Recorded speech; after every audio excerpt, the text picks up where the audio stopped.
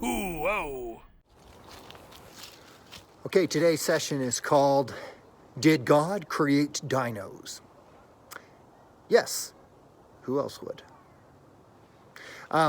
Obviously, the question has to do with creation and the fact that if you read the creation account, right, where it says that the world was created in 6 days, and it talks about God creating the cattle and all land animals on the 6th day, and then humans, and that happened on the same day. Well, how do dinosaurs fit in with that, right? Obviously, Christians can't believe in dinosaurs, but there's a lot of dinosaur bones.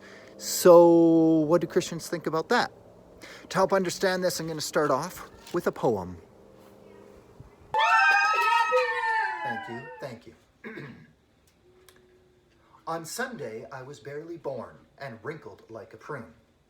On Monday, I learned to speak and sing a merry tune. On Tuesday, I grew larger still and learned to ride a trike. On Wednesday, I went to school, riding on my bike. On Thursday, I graduated and went off to college. On Friday, I met my wife and celebrated marriage. On Saturday, I have 5 kids, and then we moved to Rocky. My, how the time has flown this week. I find it rather shocking.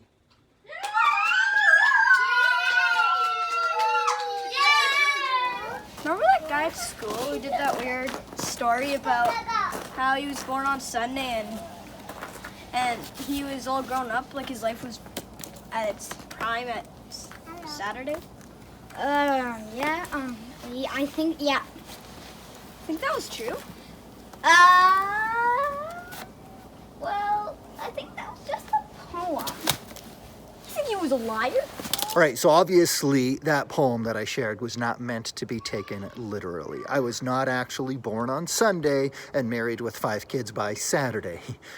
But people read the Bible that way, right? There are parts of the Bible that are not meant to be taken literally. We know that Jesus likes to teach in parables, right? And so when he tells the story of the prodigal son, if someone says, yeah, but what about that? What about this? You know, where did the prodigal son? And I just kind of have to go, no, that was a story he made up. We don't know that background information because he just made that story up. That was not meant to be taken literally.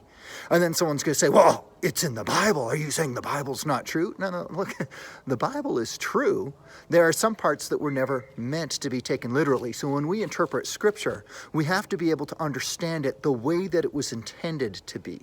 Right? The Catholic Church teaches that that Scripture is infallible. Okay, it's never wrong in what it affirms. In other words, in what it is trying to teach. So I wasn't lying when I said I was born on Sunday and then by Saturday I had 5 kids. That wasn't a lie. It was a poem that accurately described my life, but put it down into 7 days. All right? The same thing could be possibly said about the book of Genesis, where it says that the world was created in 6 days. As Christians, we are allowed to believe that the earth was created in 6 days, 6,000 years ago, because that's how long ago it would have happened if it was to be taken literally. Or we could believe that the world was created over aeons and the earth started 4.56 billion years ago, which is the consensus of the majority of the scientists. All right. For shorthand, I will refer to the opinion of the scientists as science, and I will talk about what Scripture says as Scripture. But I want you to know that there are a number of scientists who agree with the assessment that the world is only 6,000 years old. So where do we get this 6,000 number from? The Bible tells us that the first set of parents was Adam and Eve. Okay, and then Adam and Eve had their kids, and they had their kids, and they had their kids. Well, check it out. You can trace Adam and Eve all the way from Genesis all the way up to Jesus. All right, and you can calculate that because they were this old when they had their kids and they were this old. People have done this math, and the calculation they've come up with is that it was 4,004 years from Adam and Eve to Jesus. Okay, how long ago did Jesus live? This year it's 2020, so 2,020 years ago, Jesus was born, give or take. Okay, some people think he was born at about 4 BC, just because the numbers maybe are a bit off. But let's just say that the earth is about 6,024 years old, or we're just going to say 6,000 for shorthand. All right, this is my kid, Leo, working from home, has its challenges, its list of distractions. Anyway, okay, so The earth, again, according to scripture, if you were to take it literally, is only 6,000 years old. According to science, it's 4.5 billion years old. How do Catholics justify this? We have what is called, we respect faith and we respect reason. We think these two things are complementary, all right? So we don't just take faith. What faith does is faith tells us why things were created. It tells us the order of things. What science does is it tells us how things were created or what they are made of. Their science can't tell you why the universe is. It can tell you how the universe is, but it can't offer you a reason. Whereas faith doesn't bother trying to tell you what these trees are made out of with molecules or whatever, right? That shows up nowhere in scripture, nowhere in church teaching. It is not part of the discipline of faith. So what scripture's trying to teach us isn't the scientific things. It's trying to teach us about God and the meaning of life and the reason behind the world. And so it's okay to say that the scriptures are not trying to tell us that the world was created in 6 days. As I said earlier, it's possible that that first part of Genesis was intended as a poem. And when you read it, it actually sounds like a poem. It actually sounds like a kind of poem that was common to the Hebrew people at the time that that scripture was written. It's an epic poetry, right? It's repetitive. It says every day, morning came and evening came. The first day, morning came and evening came. The second day. In fact, the first thing God creates is light. And sometimes people say, well, how could God create light and only days later God creates the sun and the moon and the stars? Now, of course, if you believe in the Big Bang, there was light first and only sometime later, not days later, came the sun and the moon and the stars. And so you kind of go, well, maybe, but morning came and evening came? What exactly is morning and evening before the sun and the moon and the stars are created? And so what happens is, people read the scriptures and they apply this lens on it like scripture's trying to do science or trying to do history or it's this legalistic document. Frankly, they're reading the Bible probably incorrectly. That's not how people wrote back then. And so people will lose their faith over this. They'll say, well, the Bible was wrong about this. The Bible is anti-science. This is simply not the case, all right? However, I do want to talk about young earth creationism. Young earth creationism is the belief that the earth really is 6,000 years old. It really was created in 6 literal days. Again, as Catholics, you don't have to believe that. I don't believe that. The Pope doesn't believe that. Pope before him didn't believe that. Pope before him didn't believe that. In fact, St. Augustine, who lived 1,600 years ago, said, we might be misinterpreting these passages. And so this idea goes all the way back that you can interpret it differently. But suppose it were meant to be taken literally. There are a number of Christians, a large number of Christians, especially in the United States and this part of Canada, who do believe that the earth is literally 6,000 years old. If you were to go to the Dino Center in Innisfail, for example, the Dino Center is basically a museum, which it's got, there's a mini golf course, there's laser tags, so a lot of people go there and they don't even realize what it is. But it is a young Earth museum. It's trying to make the argument that the Earth is only 6,000 years old. If the Earth is literally 6,000 years old, though, that means that, back to the dinosaur question, that means that dinosaurs and humans were both created on the same day 6,000 years ago. I don't know if you know this, but most people think that dinosaurs and humans did not live at the same time. They were millions of years apart. They didn't live. But if you go to the Dino Center in Innisfail, what you're going to see is there's a triceratops with a saddle on it, right? And kids can ride on the triceratops. Why is that? The reason for that is because if dinosaurs and humans actually lived at the same time, then you would think that to defend yourself against the T-Rexes running around, that you'd saddle up your triceratops when you needed to go for a walk in the woods, right? And so what they are suggesting is that, yes, humans and dinosaurs would have lived at the same time, and that maybe some of the dinosaurs would have been domesticated. But it gets weirder than that.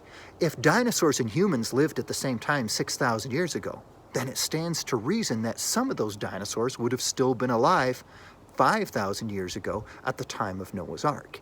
And so Noah's Ark, if you're going to take all these parts of Genesis literally, then you're obviously going to take the Noah's Ark story literally, which you don't have to do as a Catholic. Maybe we'll explore that in another episode. But if you are going to take it literally, now you've got 2 of every animal on Noah's Ark. 2 of every animal is going to include dinosaurs. Dinosaurs would have still been alive by that time. And then those dinosaurs would have come off the ark, and then they would have populated the earth. So what they are suggesting at the Dino Center and at other places, there is the Ark Encounter that is in the United States. You check these places out, and what they're going to suggest is that dinosaurs and humans not only lived together in prehistoric times, not only were together on Noah's Ark, but maybe dinosaurs continued to survive until recent times. So if you go to the Dino Center in the middle of the mini golf course, so if you go to the Dino Center and you're playing mini golf, in the middle of the mini golf course, there's like this castle and there's this dinosaur in front. And what you see, what your eyes do is they say, oh, there's a dragon and a castle. Because everyone knows in medieval days, everybody talked about dragons. And the thing is, people told stories about dragons as if they were real, right? And so what the young earth creationists are going to do is they're going to say, what if dinosaurs survived the flood, right? And they're not doing so well after the flood. There was some pretty serious climate change after that. The flood, in their young earth view, the flood itself would have triggered the ice age, right? And so the mammals are going to come to dominate, but dinosaurs are still alive. What if those dinosaurs survive right up to medieval times? What if they're running around in castle times? This sounds ridiculous at first. It sounds absolutely ridiculous, and we're kind of getting into the twilight zone, but there's some interesting points that they make. One is, check out this one dinosaur. They only discovered it since Harry Potter became famous, so they actually named it after Harry Potter. It's called the Dracorex hogwartsia. The thing looks like a dragon. It really does, all right? If those things, it turns out they're vegetarian. It totally looks like a meat eater. If those things were running around in your herds of sheep in medieval times, you would say, we need to get a knight out there. It needs to kill that thing. That thing's a dragon. And then this thing might get portrayed in art. And so you see scenes like, you know, George killing the dragon. And if you see this as a Catholic, typically my answer would be the dragon is a symbolic representation of Rome. And George was a Roman soldier. He didn't kill the dragon, but he was part of the conversion of Rome. Okay, so we could do all this, right? The dragon was not literal. We can do all that. But there is a question that sticks in my mind, and it's this. Where did they get the idea of a dragon in the first place? Why is it that people in England and people in Germany and people in Syria and people in China and people in Japan and people in the Middle East and people in North America, why did they all have this concept of a dragon? Why did they all have this concept of giant lizards running around? Where did that come from? Is it possible that there were some dinosaurs who survived, right? And the fossil record, people say, well, there's no fossils from that time. The fossil record may or may not be accurate as far as that goes, because it's under only extreme circumstances that fossils are formed in the first place. But there is a lot of art from all over the world that portrays things that look like dinosaurs. We call them dragons, we call them whatever. Even in Africa, there's this mythical beast in the interior of the Congo called the Maleka Mbembe, and the thing's a brachiosaurus, right? That's what's kind of being described.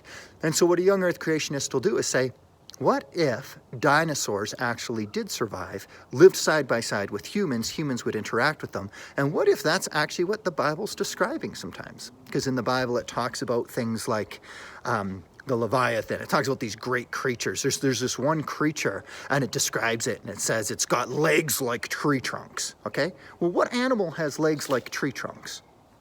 Elephants? Hippos, right? They got big legs, okay? Well, then it says it had a tail like a mighty cedar. Whoa, whoa, whoa, whoa. An elephant's tail is this puny little wimpy thing. A hippo's tail is this puny little wimpy thing. The tail is not mighty. What animal has legs like tree trunks and then has this big mighty tail? Again, a brachiosaurus does. A lot of the dinosaurs did. Is it possible that even in the Bible it's describing dinosaurs? And if it is, are they living side by side? So here's the short answer. Did God create dinosaurs? Yes. I've met almost no Christians in my life who did not think dinosaurs exist. I did meet one.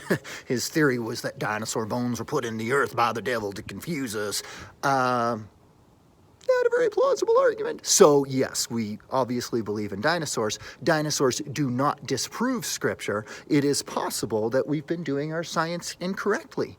That what has happened is we have assumed, because science has to assume natural causes, it can't have a divine cause, that when we assume natural causes like evolution and slow erosion and the strata, the layers of dirt that you see in the rocks, that those had to build up over millions of years because there couldn't have been a mighty cataclysm.